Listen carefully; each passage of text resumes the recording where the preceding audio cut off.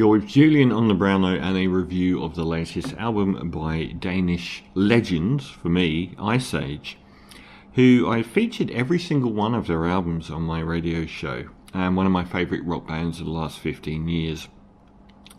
Along the way, the lead singer Elias Bender Ronnenfeldt has released a couple of solo albums under the name Marching Church, and Heavy Glory, the first under his own name, a couple of years back. But New Brigade from 2011 arrived on the scene as an incredibly noisy, ferocious and possibly fascistic punk album, which I adored, and White Runes, which sounded the most fascistic song on there, was, I think, in my tracks of the decade.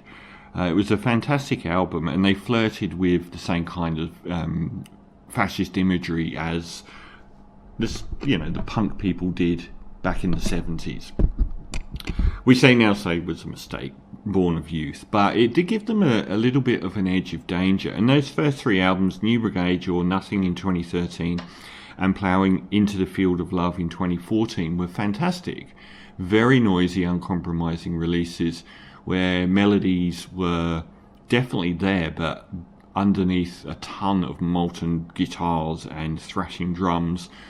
And I loved them. I thought they were fantastic. Beyond List saw them starting to move away from that initial burst of very, very punkish music. And they had, like, if you watch their live shows on YouTube from that era, there definitely is this air of danger about them. And Seek Shelter in 2021 was fascinating because it broadened their sound out to being more like a normal rock band, but in interesting ways. Because the reference points were so strange. It was like, does this track really sound like the Happy Mondays? Or does this track really sound like Primal Scream doing doing the Rolling Stones?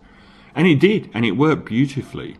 Well, they've come back for the most unwieldy named album, For the Love of Grace and the Hereafter, which I don't particularly adore.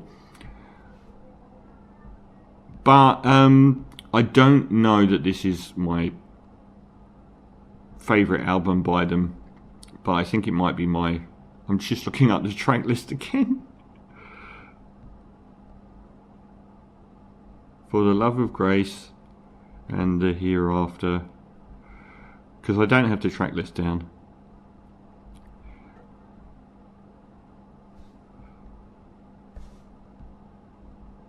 So as an album, I don't know that this is going to be remembered particularly well by the band. The start of the album is Ember, which is one of the strongest on the album. It's got that early 2000s driving post-punk sort of vibe of indie rock that a band like The Men had back then, which is really good. I like the hook, I Love You in an Ominous Way.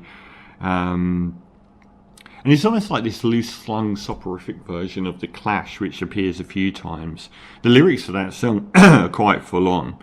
The second track, Match Head Girl, a little bit more manic, a little bit more pop hooks, and there's some space in the instruments on this album where the early ones were crushed together in this like black hole of gravity, where it was this incredible noise, but here they're quite spread out.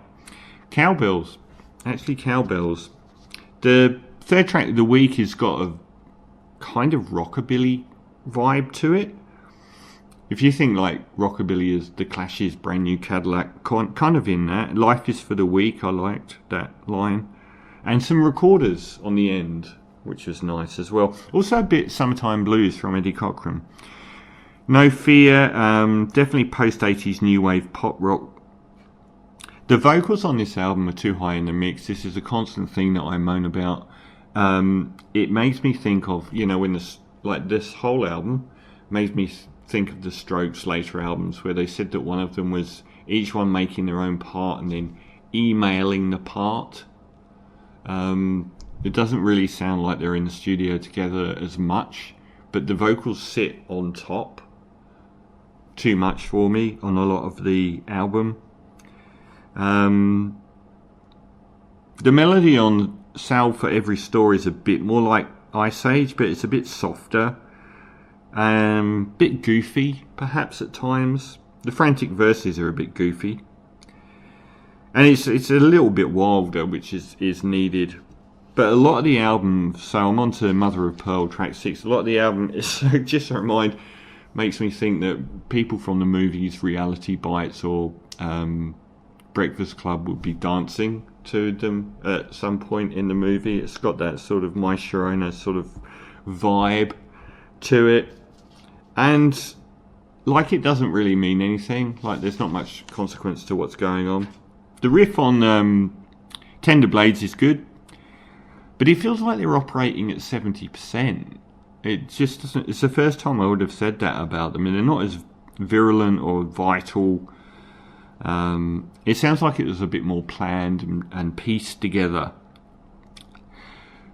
1835, that's grungier. It's a bit more reminiscent of the old Iceage, but the whole album lacks compulsion. It's not compelling. The energy levels aren't really there.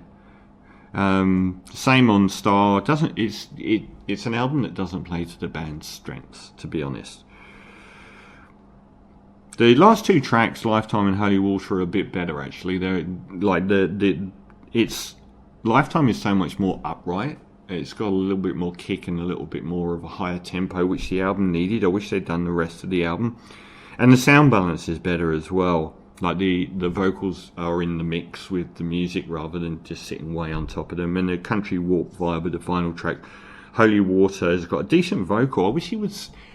It's like he's trying to do a version of singing throughout this album, but his vocals were always the high point of the band. Even when they were way out of tune, they were the high point. But here it's like he's trying to operate in this bandwidth. And a couple of tracks at the end, he goes outside of that and gives a more impassioned vocal, and it's so much better.